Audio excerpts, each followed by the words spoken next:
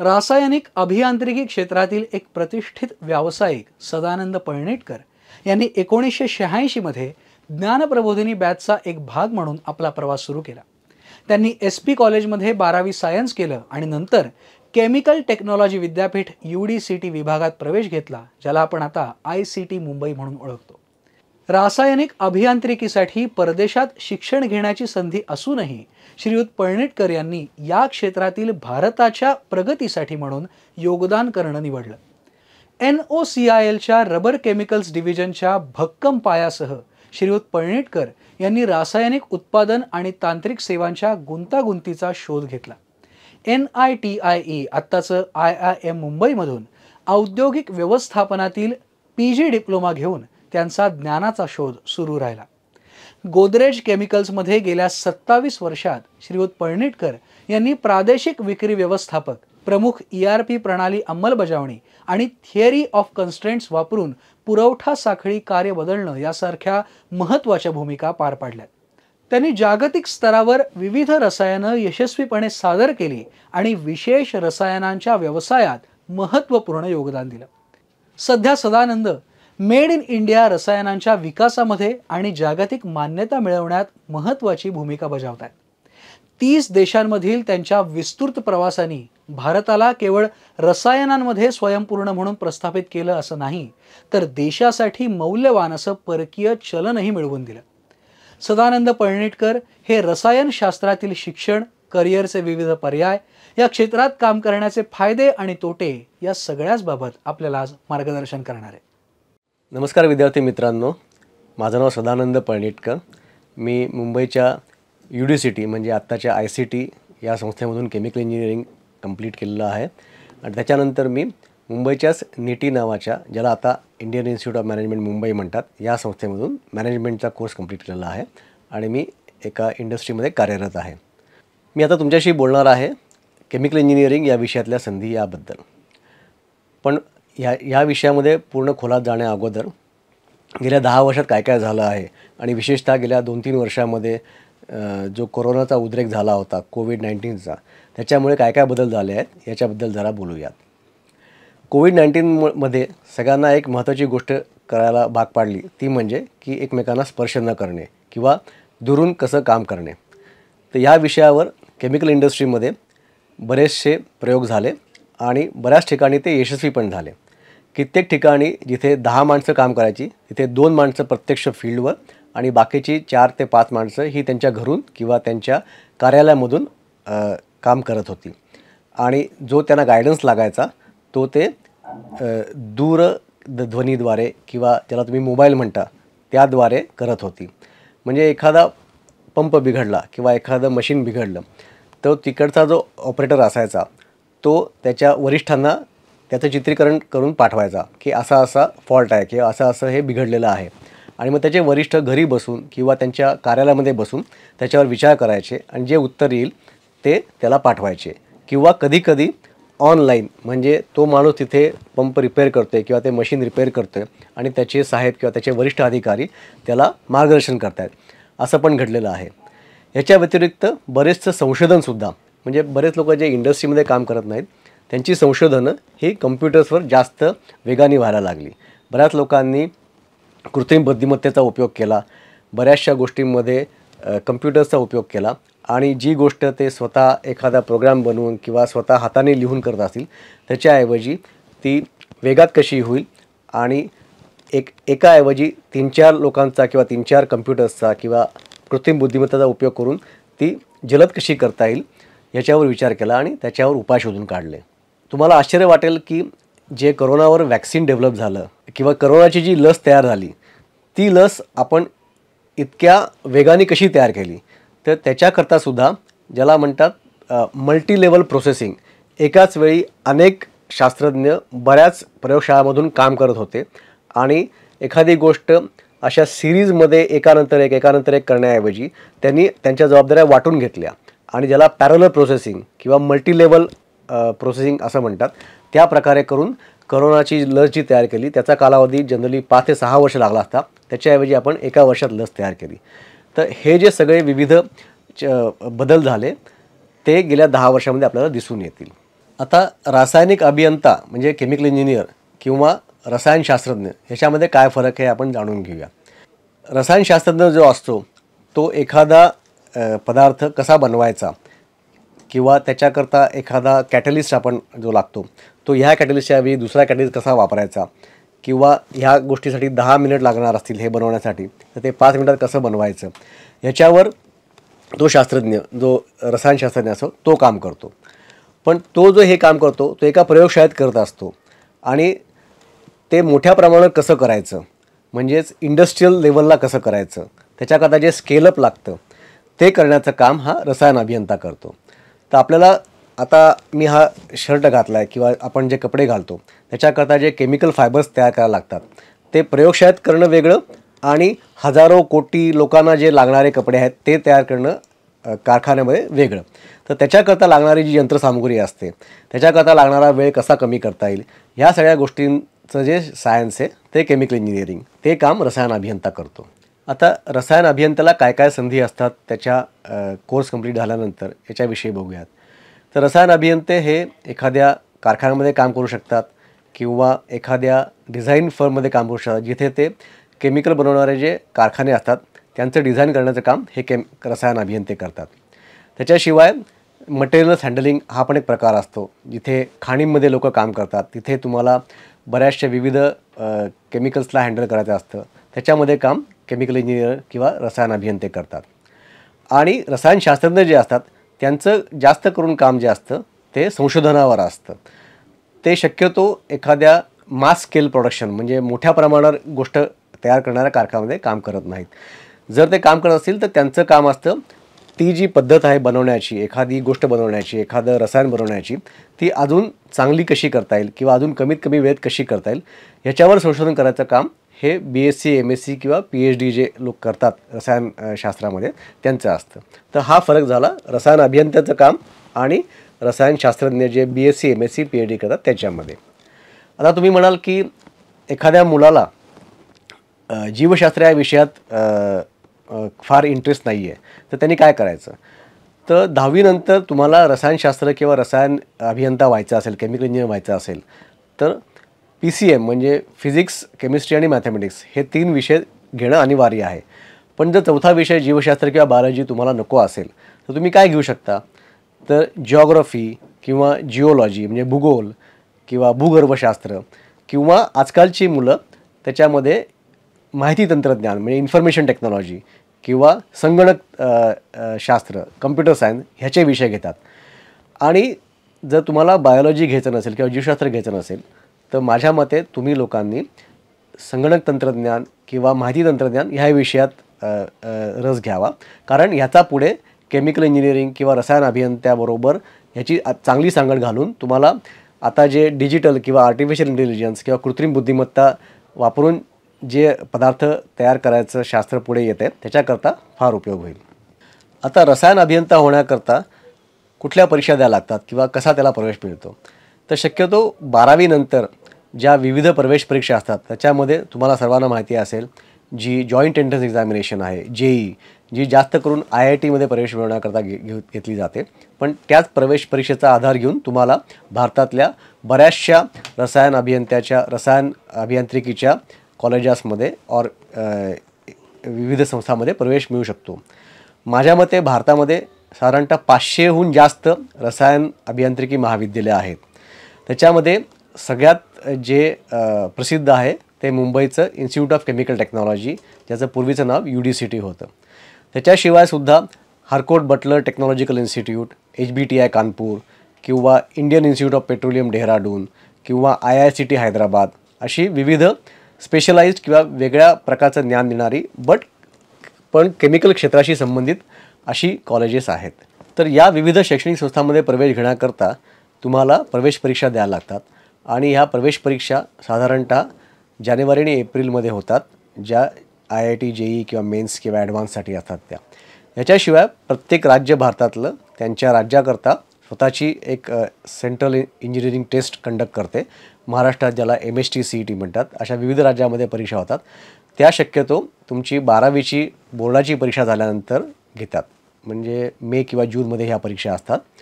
आणि काही अभियांत्रिकी विद्यालय या सेंट्रल इंजिनिअरिंगच्या टेस्ट असतात, CET ज्या टेस्ट असतात त्याच्या आधारित प्रवेश देतात, किंवा काही इन्स्टिट्यूट्स या तुम्हाला ॲडव्हान्स JEE किंवा मेन्स JEE ह्याच्यावर जो तुमचा रँक असेल त्याच्यावर परीक्षा देतात, त्याच्यावर तुम्हाला प्रवेश देतात. तर या विविध परीक्षांची एंट्रन्स एक्झामची तयारी कशी करावी? सगळ्यात जास्त म्हणजे तुम्हाला प्रॅक्टिस मेक्स मॅन परफेक्ट. तुम्हाला स्वतःला सराव करायची खूप आवश्यकता आहे. क्लासेस भरपूर आहेत, प्रशिक्षण केंद्र भरपूर आहेत. तुम्हाला कोटा इन्स्टिट्यूट माहिती असेल, राजस्थानमधलं कोटा हे गाव जिथे बऱ्याच इन्स्टिट्यूट आहेत, किंवा आजकाल बैजूस फार प्रसिद्ध आहे, अनअकॅडमी आहे. असे व्हर्च्युअल म्हणजे डिजिटल स्पेसमध्ये तुम्हाला बरेचसे क्लासेस आहेत जे तुम्हाला याच्यावर कोचिंग देऊ शकतात. शिवाय तुमच्या शहरांमध्ये अशा बऱ्याचशा संस्था असतील ज्या मुलांना 8वी 9वी 10वीपासून इंजिनिअरिंग एक्झाम्स किंवा एंट्रन्स एक्झाम्सचं ज्ञान देतात किंवा त्यांच्याकडून सराव करून घेतात. ह्याच्याशिवाय तुम्ही गेल्या 10 वर्षातले ह्या परीक्षांचे जे प्रश्नपत्रिका आहेत, पेपर्स आहेत, ते तुम्ही सराव करून सोडवले पाहिजेत. आणि सरावाला दुसरा पर्याय नाही. दुसरं महत्त्वाचं कारण म्हणजे तुम्हाला 3 तास बसून ही परीक्षा देता यायला पाहिजे. बऱ्याच लोकांचं मी पाहिलं आहे की त्यांना 3 तास एका ठिकाणी बसून प्रश्न सोडवता येत नाहीत. ह्या परीक्षांमध्ये 5 किंवा 10 मिनटंसुद्धा तुम्हाला पाणी पिण्याकरता किंवा दुसऱ्या गोष्टीकरता घालवायला वेळ नाही. कारण याच्यामध्ये वेळेला फार महत्त्व आहे. 3 तासामध्ये तुम्हाला जास्तीत जास्त प्रश्नांची अचूक उत्तरं द्यायची आहेत. त्यामुळे time is of most important and essence. So सराव करणं आणि 3 तास बसायचा सराव करणं आणि अचूक उत्तरं देणं हे फार महत्त्वाचं आहे. जशी IITमध्ये जर तुम्हाला रसायनशास्त्राला प्रवेश घ्यायचा असेल तर JEE मेन्स आणि ॲडव्हान्स द्यायला लागेल. तसेच जर राज्यांमधल्या विविध कॉलेजेसमध्ये, विविध शैक्षणिक संस्थांमध्ये प्रवेश घ्यायचा असेल तर तुम्हाला राज्यातल्या परीक्षा द्यायला लागतात. त्याच्याशिवाय काही केंद्रीय संस्था आहेत, उदाहरणार्थ SRM इन्स्टिट्यूट आहे जी तमिळनाडूमध्ये आहे, किंवा वेल्लोर इन्स्टिट्यूट ऑफ टेक्नॉलॉजी आहे जी पण तमिळनाडूमध्ये आहे. अशा काही राज्यांमध्ये स्वायत्त संस्था आहेत, किंवा बिट्स पिलानी आहे. तर ह्या स्वायत्त संस्था त्यांच्या स्वतःच्या परीक्षा घेतात आणि IIT JEE मेन्स किंवा ॲडव्हान्स किंवा CET ह्याच्या व्यतिरिक्त अशा कॉलेजेसच्या स्वतःच्या परीक्षा असतात. त्याच्यामध्ये जर तुम्ही उत्तम गुण मिळवले तर तुम्हाला अशा कॉलेजांमध्ये, अशा संस्थांमध्ये प्रवेश मिळवता येऊ शकतो. आता बऱ्याचशा रसायन अभियांत्रिकी संस्थांमध्ये विविध ब्रांचेस असतात. जसं उदाहरणार्थ मुंबईच्या ICTमध्ये सरफेस कोटिंग ही एक ब्रांच आहे, डायस्टफ टेक्नॉलॉजी ही एक ब्रांच आहे, फार्मास्युटिकल टेक्नॉलॉजी ही एक ब्रांच आहे, पॉलिमर सायन्स ही एक ब्रांच आहे, किंवा इंडियन स्कूल ऑफ माइन्समध्ये मायनिंग इंजिनिअरिंग ही एक ब्रांच आहे, किंवा इंडियन इन्स्टिट्यूट ऑफ पेट्रोलियममध्ये पेट्रोकेमिकल इंजिनिअरिंग, पेट्रोलियम इंजिनिअरिंग अशा वेगवेगळ्या ब्रांचेस किंवा शाखा आहेत. तर या शाखांचं स्पेशलायझेशन काही वेळेस तुम्हाला दुसऱ्या वर्षी घेता येऊ शकतं, पण काही संस्थांमध्ये हे स्पेशलायझेशन तुम्हाला त्याच वर्षी म्हणजे पहिल्या वर्षीच ठरवावं लागतं. उदाहरणार्थ मुंबईच्या ICTमध्ये जर तुम्हाला प्रवेश घ्यायचा असेल तर तुम्हाला 12वी नंतर जेव्हा तुम्ही प्रवेश घेता तेव्हाच ठरवावं लागतं की तुम्हाला केमिकल इंजिनिअरिंग ही शाखा घ्यायची आहे, की डायस्टफ टेक्नॉलॉजी ही शाखा घ्यायची आहे, की सरफेस कोटिंग अँड टेक्नॉलॉजी ही शाखा घ्यायची आहे. तर या शाखांची निवड ही तुम्हाला सुरुवातीलाच करायला लागते. काही संस्था जशा IIT आहेत किंवा NIT आहेत, NIT सुरतकल, NIT वारंगल ह्या रसायन अभियांत्रिकीसाठी प्रसिद्ध आहेत. या संस्थांमध्ये तुम्हाला पहिल्या वर्षाच्या गुणांनंतर जर तुमचे गुण चांगले असतील आणि तुम्हाला जर या विषयामध्ये रस आला असेल तर तुमची ब्रांच एखाद्या वेळेस सिव्हिल किंवा मेटलर्जी असेल किंवा मेकॅनिकल असेल आणि तुम्हाला बदल हवा असेल तर ह्या अशा संस्थांमध्ये, काही संस्थांमध्ये NITs किंवा IITsमध्ये दुसऱ्या वर्षी तुम्हाला शाखा बदलून केमिकल इंजिनिअरिंगला प्रवेश घेऊ शकतो. आता तुम्ही म्हणाल की 12वीचे गुण या एंट्रन्स एक्झाम देऊनसुद्धा लक्षात घेतले जातं का? तर होय, बऱ्याचशा संस्थांमध्ये प्रवेश घेताना तुम्हाला 12वीला कमीत कमी 50 किंवा 55% असणं आवश्यक आहे. त्याच्याशिवाय जरी तुम्हाला चांगला रँक असेल JEE किंवा ॲडव्हान्स किंवा मेन्समध्ये किंवा CETमध्ये प्रवेश मिळणार नाही. त्यामुळे 12वीचे गुण तुम्हाला निदान 50 ते 55% मिळवायलाच लागतील.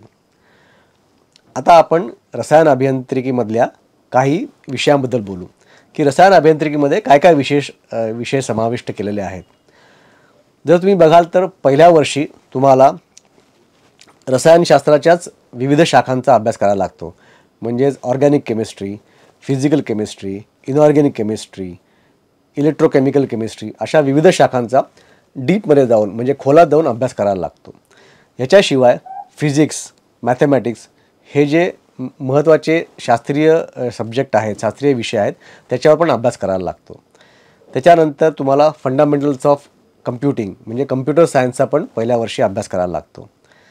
हे झाल्यानंतर तुम्हाला बाकीचे विषय म्हणजे electrical engineering, mechanical engineering, civil engineering, applied mechanics ह्या बाकीच्या इंजिनिअरिंग शाखांविषयीचा पण अभ्यास करायला लागतो. हे पहिले 2 वर्ष शिकल्यानंतर तुमचं फाउंडेशन चांगलं होतं.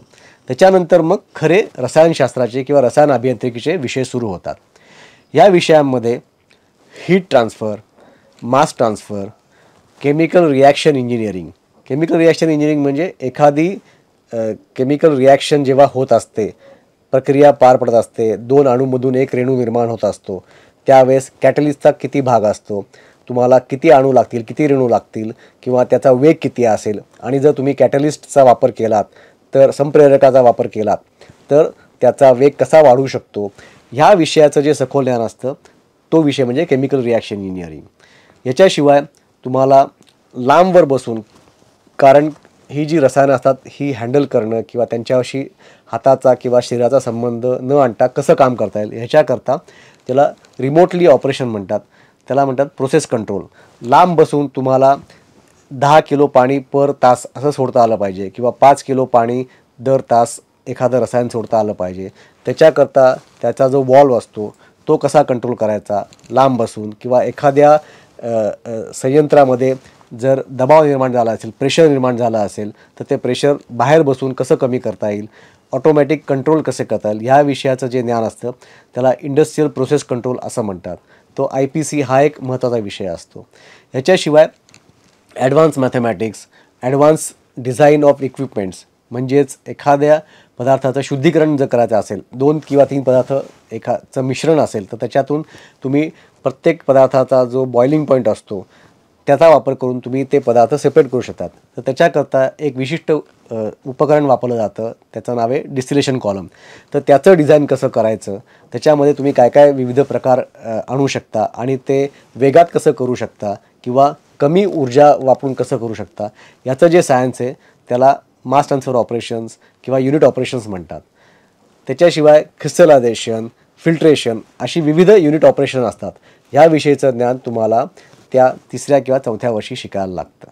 आता तुम्ही म्हणाल मी रसायनशास्त्र का निवडायचं किंवा रसायन अभियांत्रिकी का निवडायचं, तर मला रसायन या विषयाची आवड होती शाळेमध्ये म्हणून निवडायचं, तर तसं नाही आहे. नुसतं तुम्हाला रसायन या विषयाची आवड असणं आवश्यक नाही आहे. कारण रसायनशास्त्र किंवा रसायन अभियांत्रिकी, रासायनिक अभियांत्रिकी, केमिकल इंजिनिअरिंग हे एक कला पण आहे. जशी बाकीची अभियांत्रिकी आहेत, इलेक्ट्रिकल इंजिनिअरिंग किंवा मेकॅनिकल इंजिनिअरिंग, त्याच्यामध्ये एक राईट आन्सर असू शकतं. पण रसायन अभियांत्रिकीमध्ये there is no right answer.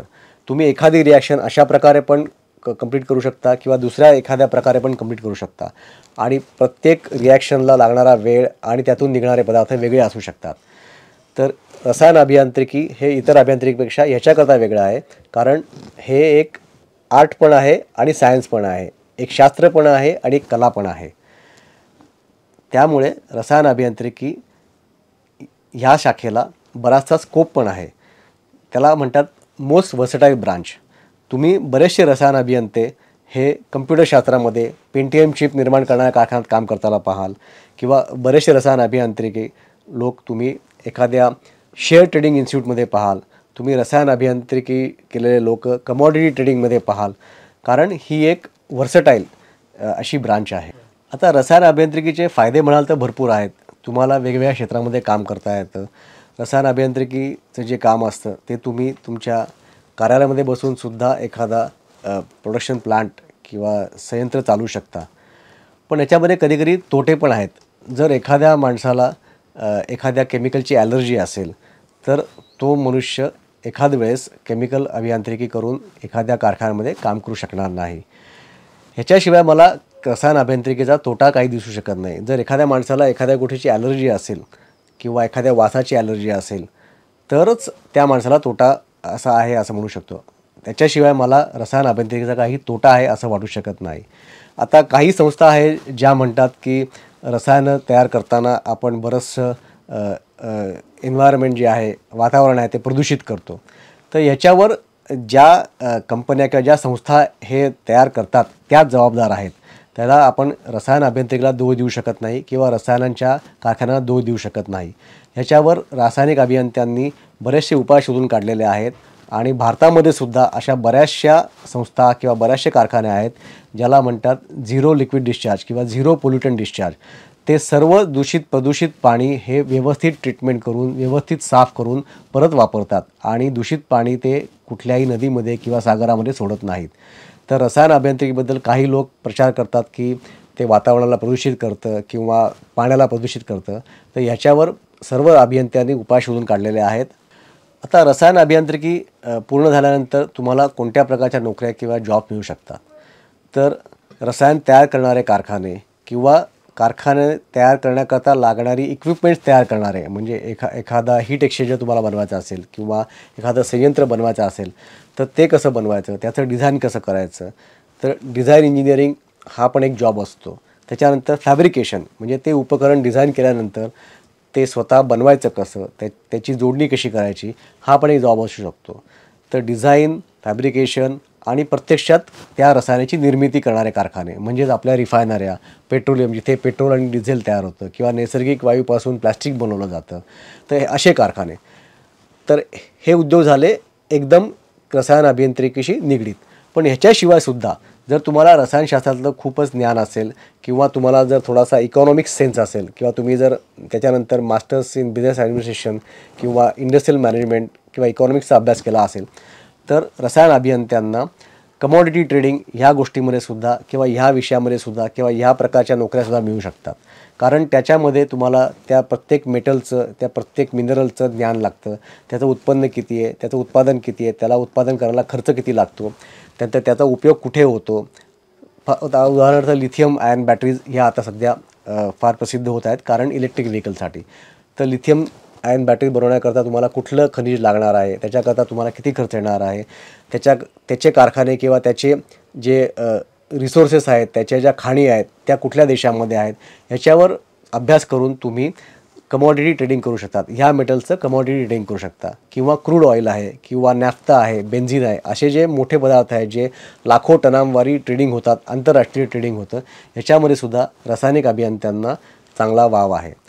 ह्याच्याशिवाय अजून एक इंटरेस्टिंग वाव रसायन अभियंत्यांना मिळू शकतो. तो म्हणजे ज्या फायनान्शियल इन्स्टिट्यूशन्स म्हणजे वित्तीय संस्था ह्या शेअर ट्रेडिंगमध्ये आहेत किंवा प्रतिभूती उद्योगामध्ये आहेत की कुठल्या कंपन्यांचे शेअर आपण विकत घ्यायचे किंवा कुठल्या कंपन्यांना पुढे वाव आहे, ह्याचं जे लोक अभ्यास करतात किंवा ॲनालिसिस करतात, त्या लोकांमध्ये सुद्धा एखादा रसायन अभियंता हा उपयोगी पडू शकतो. कारण जर एखाद्या केमिकल इंडस्ट्रीचं ॲनालिसिस करायचं असेल किंवा त्यांचे रॉ मटेरियल कुठल्या केमिकलपासून निर्माण होतात, त्याचं सध्याचं मार्केट काय आहे किंवा त्या कंपन्यांच्या फिनिश गुड्सचं मार्केट काय आहे, ह्याच्या सगळ्याचा विचार आणि अभ्यास करण्याकरता रसायन अभियांत्रिकी केलेले विद्यार्थीसुद्धा उपयोगी पडू शकतात. तर अशा मुलांना ह्या संस्थांमध्ये सुद्धा जॉब मिळू शकतात.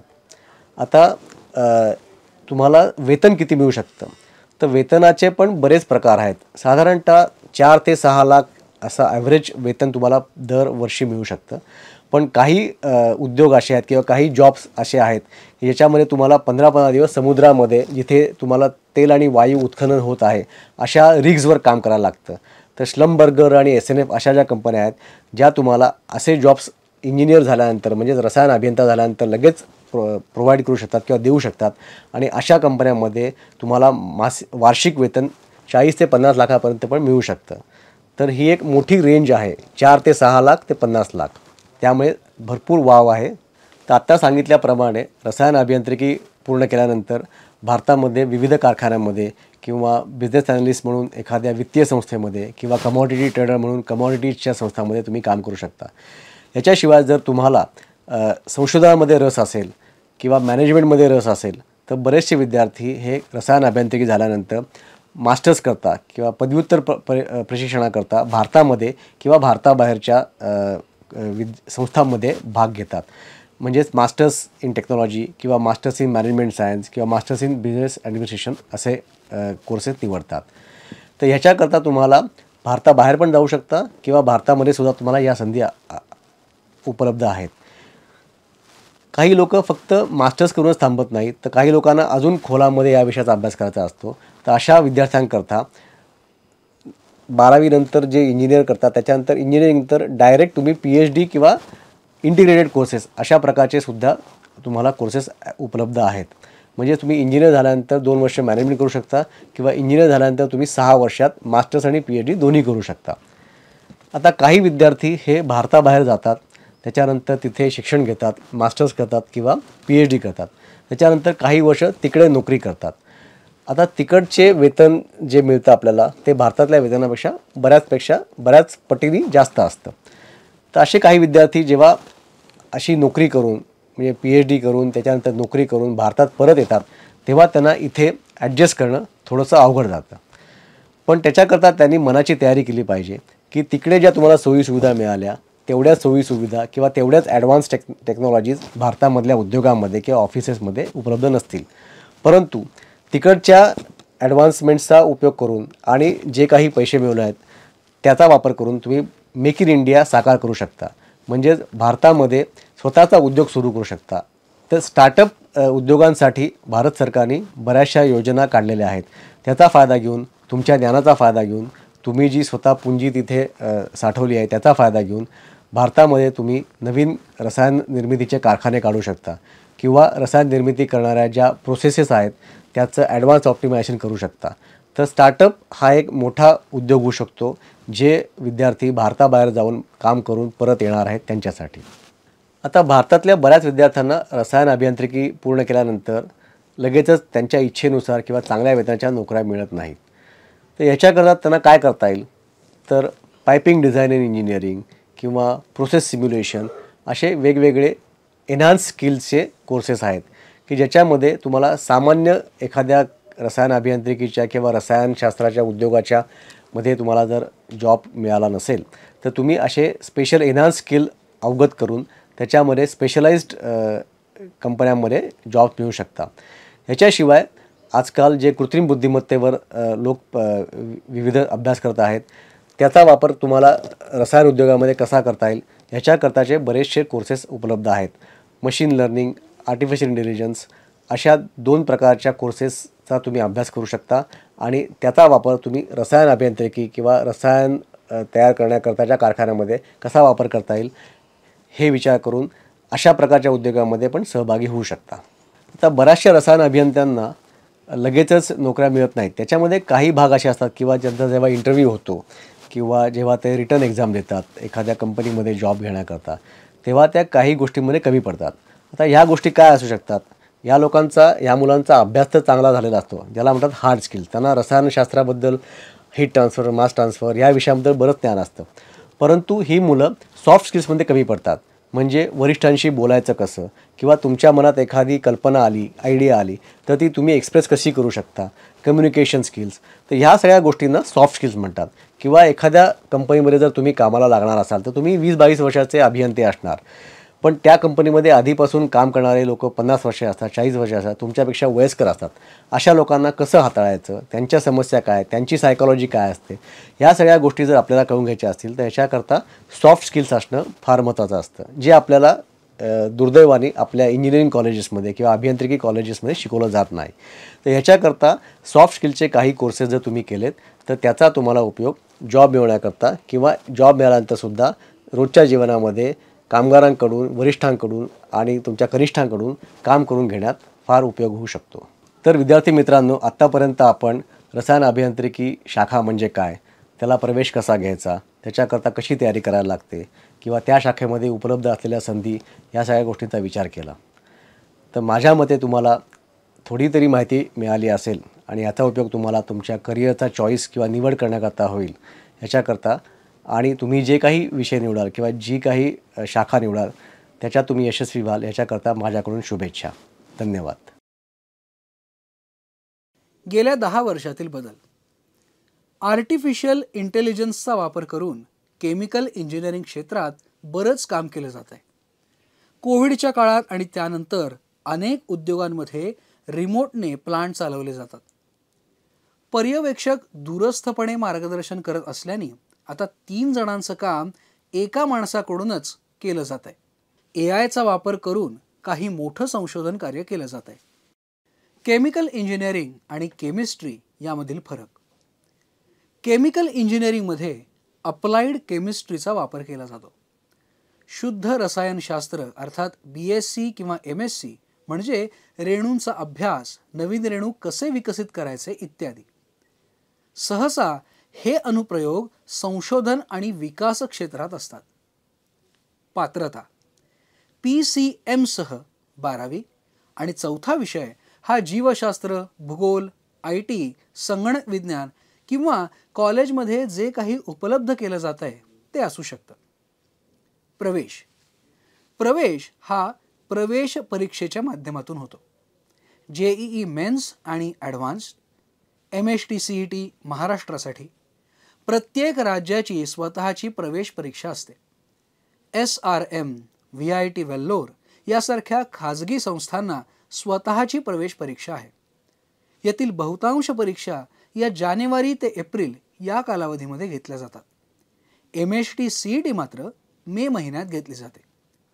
या परीक्षा उत्तीर्ण होण्यासाठी सराव ही गुरुकिल्ली आहे. मुख्य संस्था. ICT मुंबई.